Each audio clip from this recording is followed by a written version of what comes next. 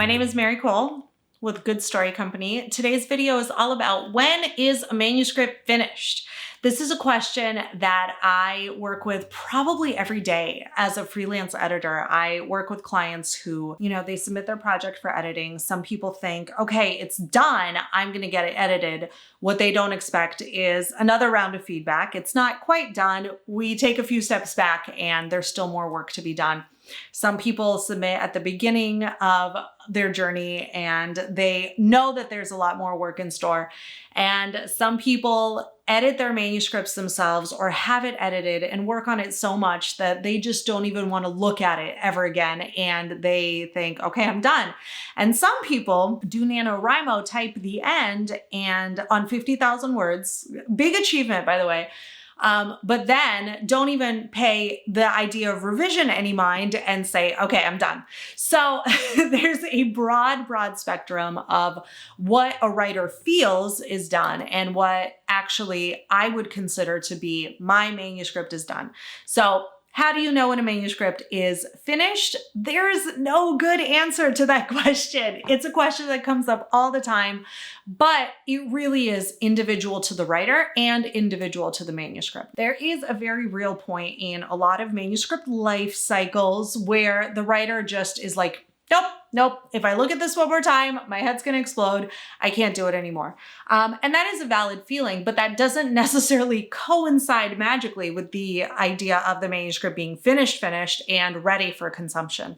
Because when a manuscript is done, we have to decide what that means, what we want to do with it. Whether it's, okay, it's done, I'm going to query agents or publishers now, or okay, it's done, I want to share it with my critique group, or okay, it's done, I'm going to engage a freelance editor, or okay, it's done, I'm going to upload it to Kindle and press, on sale. There are many different outcomes for what done might be. So first you have to decide what the next step is, and then gear your understanding of doneness up with what your next step is going to be. Now, some bars are higher than others. If you're going to be sharing with your critique group, it very well could be that you revise a couple of times, maybe you throw your hands up in frustration. That's a great time to pass it along to somebody else for a read, whether it's an editor, a critique partner, a family member who's going to be reading it. But then you have to set your expectation that it's probably going to come back with some feedback for you to address, and it's not necessarily going to be done just yet. You're just passing it off. If you have nobody that you want to pass your manuscript onto for additional feedback, I would still highly recommend you putting it away for a couple of months, because your back brain, your creative brain, will always be working on the manuscript. And then when you come back to it, you may have a lot of fresh ideas for revision. You may see things in kind of a new light. And so that's one sort of benchmark of when you separate yourself from the manuscript, you say, I'm done for now, asterisk, and then you come back to it with the goal of revising it. Now, maybe there's a next step for you. Maybe that next goal, after you've revised a few more times, is I'm going to submit this. I'm going to either submit it to a contest, I'm going to pitch it to an agent, I'm going to pitch it to a publisher.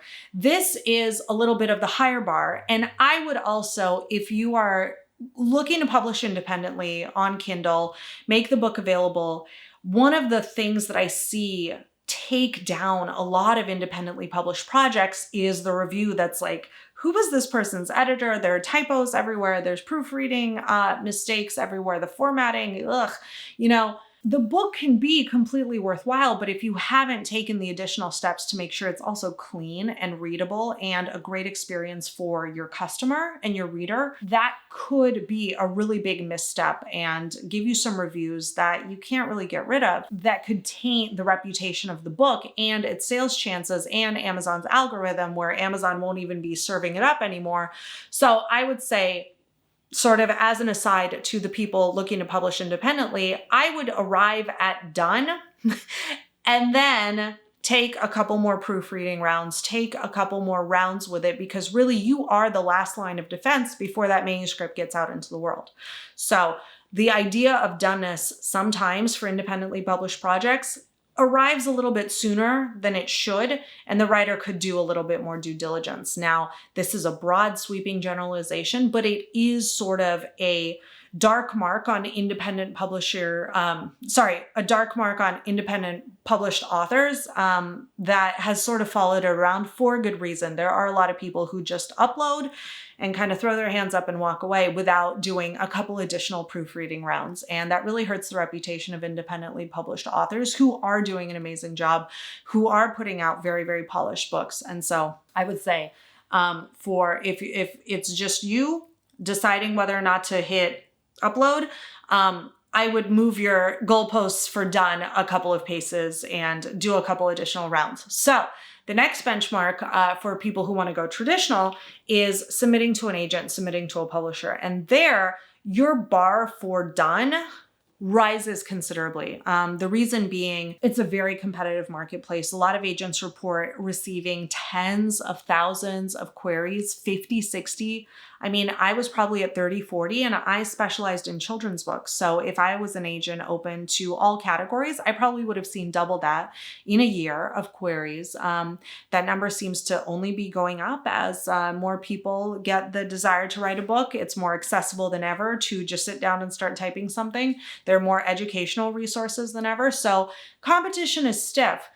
And so you want to be the top 5, 3, 1%, not even that 1% in the slush is going to get offers of representation, because those agents are going to pick maybe 20 clients a year if they're getting started and building their lists. But once their lists get full up, they're going to pick up maybe 10, 5, fewer new clients per year. And so out of all of those 60,000 people, you need to be the top one writer in some cases, or 5 writers per year that really catches an agent's attention. Now, some of these things that you're trying to connect with the agent about, you don't know their personal preferences for writing style. You know, agents do convey what they like. They give interviews, they write blog posts, they're on Twitter, they do manuscript wish list, but it's impossible to be in their heads and know exactly what their tastes are. And so some of it is guesswork.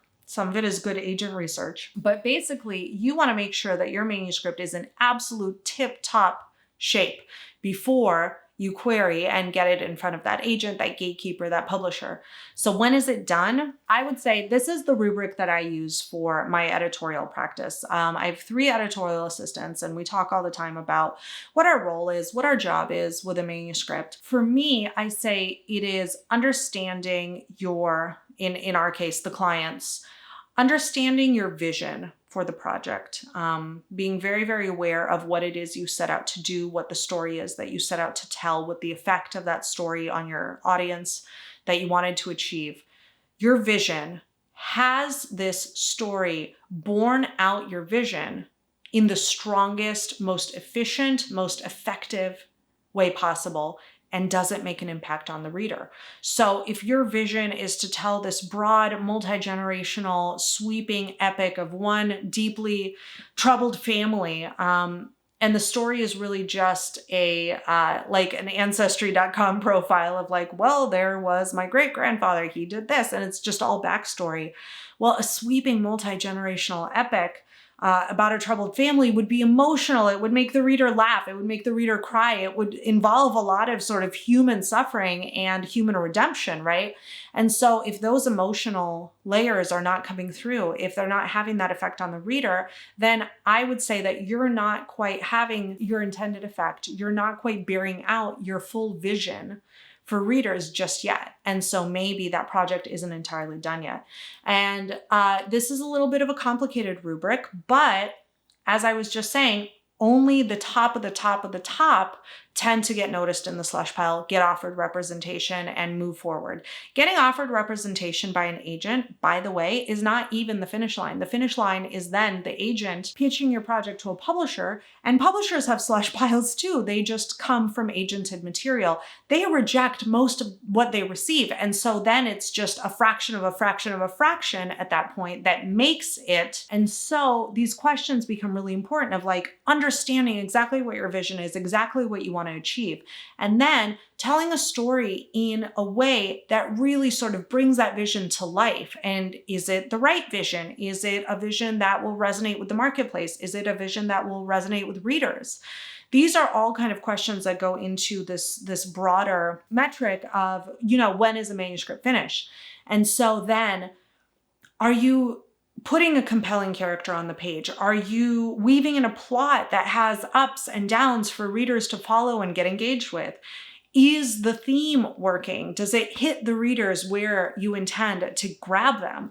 And all of these other sort of considerations. Is the writing beautiful? If that's your style, is it mechanical?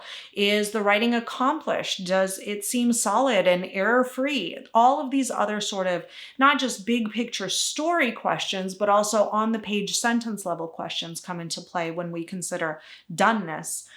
So it's not just like you've seen a steak chart, right? Where it's like, this is a blue steak, this is rare, this is medium rare. It's very much a more nuanced question because every book is different. Every vision for every book is different. Every writer is different. And every project, when it comes to full fruition, is going to be a little bit different. And that vision of what fruition is going to be unique to the project. And so that's why I can't be like, well, let's plug this into a formula and yep, it's done. It really is it comes from knowing yourself and knowing what you hoped to achieve, and then being able to take a step back, whether by yourself or with a critique partner or with another trusted source, with a freelance editor, and evaluating, was I able to achieve this? So I don't know. I don't know if your project is done, and I can't give you kind of like 3 bullet points for whether it's done or not that you can just check off. But I would start with figuring out what your vision for the project is and taking a cold, hard look at your project if you're able to, and just seeing, does this meet my vision? Does this sort of realize what I set out to do, or is there still more work to do? Because I think the main thing that I want to press upon you is you don't necessarily want to get out there with the project, start pitching the project, presenting the project, trying to sell the project until it meets this lofty criteria of, okay, I have done everything that I can to bring my vision in line with this manuscript. Now it's ready for the world. And I think only those projects that can really answer this question honestly and sort of sail confidently out there, those are the projects that are going to get the most notice, that are going to get interest, that are going to get an offer of representation, and hopefully down the road an offer of publication. This is a lofty, lofty goal, a big question that a lot of writers ask. I think if you're in doubt at all, put your manuscript away for a couple of months, come back to it and sort of see what is there and what isn't there and what could be there. And then you'll be able to answer this question, I think, with a little bit more clarity. This is Mary Cole, Good Story Company, and here's to a good done story.